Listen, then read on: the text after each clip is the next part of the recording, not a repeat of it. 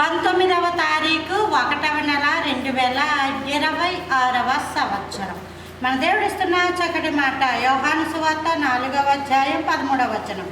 అందుకు యేసు, ఈ నీళ్లు త్రాగు ప్రతివాడును మరలా దప్పికొనును, నేనిచ్చు నీళ్లు త్రాగువాడెప్పుడును దప్పికొనడు. హల్లెలూయా.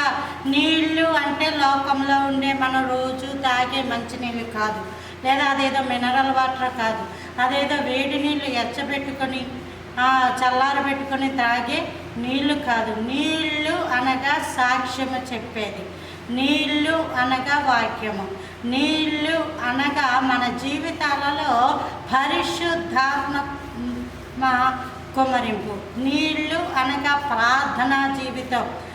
యోవేలు గ్రంథంలో ఉంటుంది, నీళ్లు కుమ్మరించినట్లు దేవుని యొక్క సన్నిధిని మన ఆత్మను కుమ్మరించాలంట.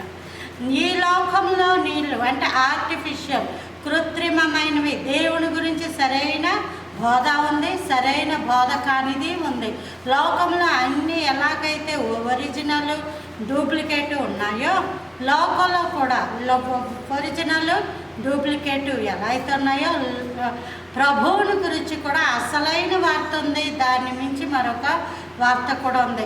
మనం ఇహలోకపరమైన ఆశీర్వాదాల కోసం దేవునితో కనుక ప్రార్థించే, లేకపోతే దేవునితో సమయాన్ని గడిపే అలవాటు ఉన్నట్లయితే అది కొంతకాలమే, దానివల్ల ఉపయోగం ఉండదు. అదే దేవుడిచ్చే ఆశీర్వాదాల గురించి మనము ఎదురు చూచినట్లయితే మన జీవితాలు ఆశీర్వాదకరంగా ఉంటాయి. అట్టి కృప అదన్నిటికి దప్పిగొనం పరలోక రాజ్యంలో జీవ జలముల నీళ్లు తాగుతాము. Hallelujah. Praise the Lord. Amen.